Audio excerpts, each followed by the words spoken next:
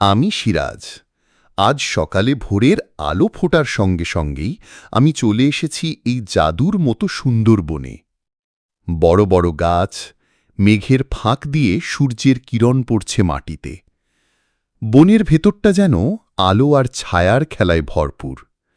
পায়ে হালকা ঘাস, মাথার উপরে পাখির কলকাকলি।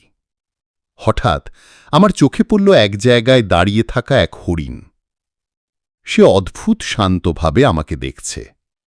আমার বুকের ভেতরটা কেমন উষ্ণ হয়ে উঠল। ধীরে ধীরে এগিয়ে গেলাম, যেন কোনো শব্দ না হয়। সে পালিয়ে গেল না, বরং আরও কাছে এলো। আমি হাত বাড়িয়ে দিলাম, আঙুল দিয়ে হরিণের মাথায় আলতো করে ছুঁয়ে দিলাম। তার গা মসৃণ আর উষ্ণ। সে ভয় পায়নি, বরং তার চোখে যেন আমার বন্ধুত্বের প্রতিফলন। আমি ওকে নাম দিলাম হিরু।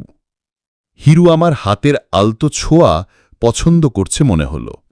আমার মনে হচ্ছিল আমি যেন কোনো রূপকথার জগতে চলে এসেছি। একপাশে মাশরুমের রঙিন ছাতা, অন্য পাশে ঘাসের সবুজ বিছানা।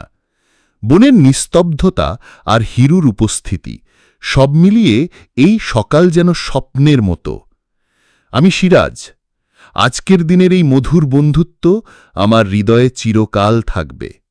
হিরু আর আমি দুই ভিন্ন জগতের প্রাণী, কিন্তু আজ এক হয়ে গেছি। একসঙ্গে এক নির্জন বনের রূপকথা হয়ে রইলাম আমরা।